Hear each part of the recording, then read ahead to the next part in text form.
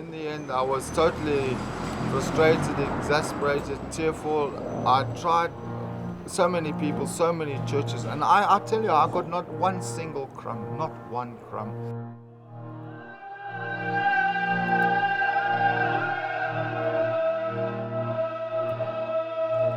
There are people that choose to be on the streets, but I wouldn't have thought. I wouldn't have thought in Africa. I wouldn't have thought here in Grahamstown.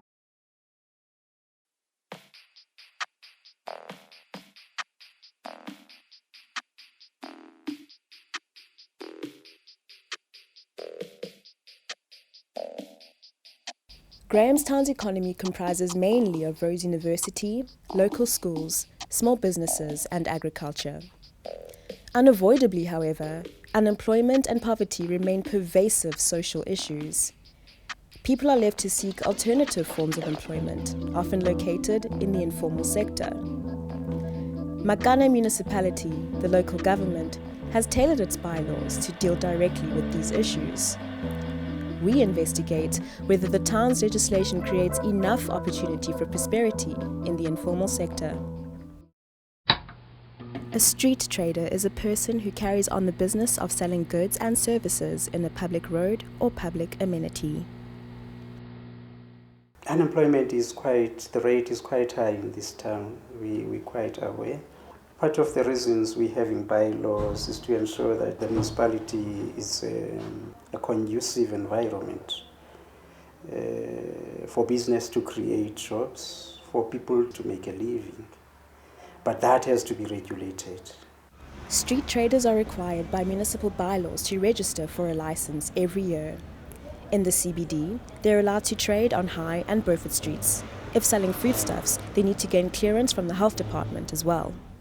The health department will see which stands are available. They could then pick the one, and as long as they pay their monthly fee, which is I think 30 Rand or something a month, they would be allocated the stall.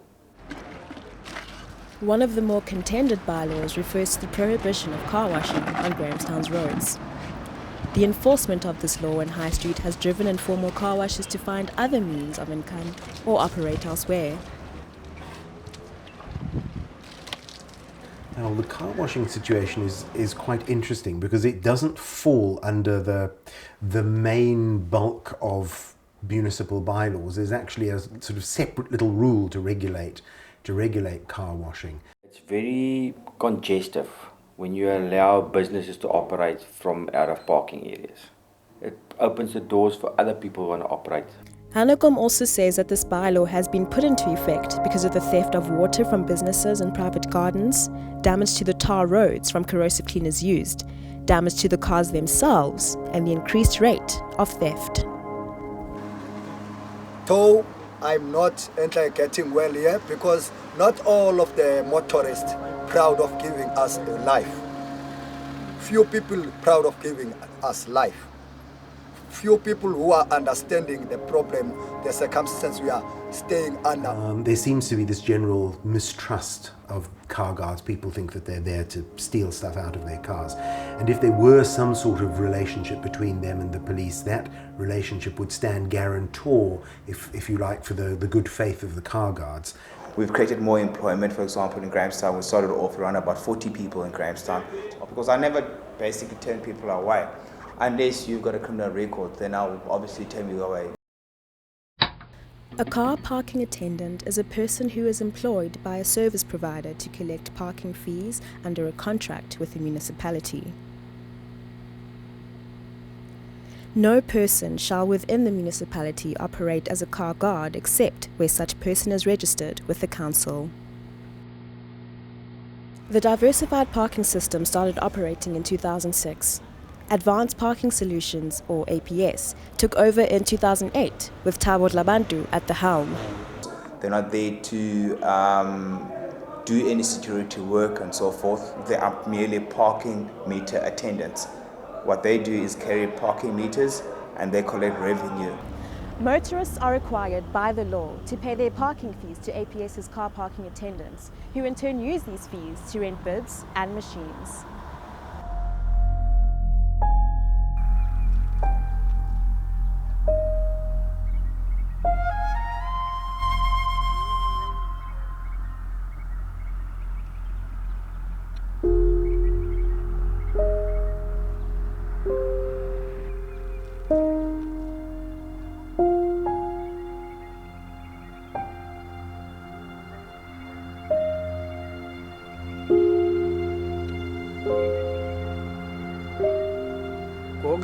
indlela endiphila ngayo ukwenza ezi piece job apha elokishini.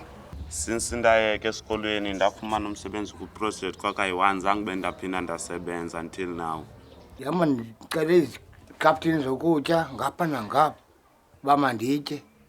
Omnye athi asuka ndikunika ukutya khawuphangela apha umsebenzi awukho.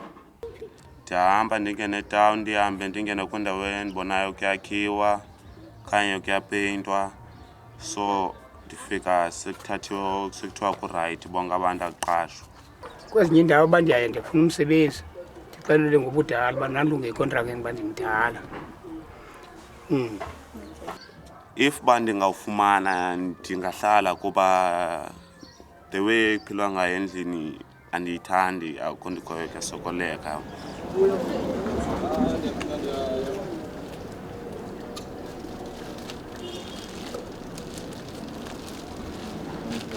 The geography of apartheid is still very much with us. Poor people are sort of marshaled to the sides of our communities and our cities and live far away from opportunities, sources of information, so they're just completely socially excluded. And it's hard to sort of emphasize how important those types of things are in explaining outcomes such as employment, well-being, escaping poverty, things like that. The economy is just not big enough for the number of people. On top of that, all around us in Grahamstown, the number of farms has declined dramatically, so people have moved off the farms into Grahamstown. Tucked away in a corner by the traffic department is a soup kitchen run by Grahamstown Feeding Association. Every weekday between 9 and 10, the most desperate of Grahamstown's unemployed and poor seek the relief of most often their only meal of the day before dispersing again to find alternative means of food and shelter. And so Grahamstown is just a sort of small part of what is a national problem then, in that the economy is now not growing nearly fast enough. It's stopped generating, well, not stopped, but it's generating very, very few jobs. Local economic development, they have a responsibility. They are also supposed to stimulate economic growth for employment opportunities. But it's something that you do not see at all. The problem clearly lies at implementation. I think that at the legislative level, in other words, at the central government level and even at the municipal level, the legislative structures have done very well putting in place business-friendly laws in order to promote business and allow people to create jobs for themselves. And hence, people will have a stereotypical image of such a person as myself, because it's only obvious by my appearance most of the time. Section 22 of the Constitution says that every citizen has the right to choose their trade, occupation or profession freely, but that the practice of a trade, occupation and profession can be regulated by law. And I think we have to have this balance between the freedom to choose and the need to regulate in the public good. And as long as we can maintain that balance and enforce it sensibly, then I think that's the best we can do. Mark has been unable to find work in Grahamstown as his previous employer is still in possession of his ID. Although Mark's situation may seem clear, he and many others like him have faced unique challenges that have led to the desperate circumstances they experience today. The issues uncovered are complex and nuanced, and the solutions to them are even more so. As individuals, we often feel a social responsibility towards our fellow beings. The larger aspect of this social problem can often feel hopeless. But we should view the individuals who are confronting these as equals deserving of opportunities, rather than simply being part of a large social issue.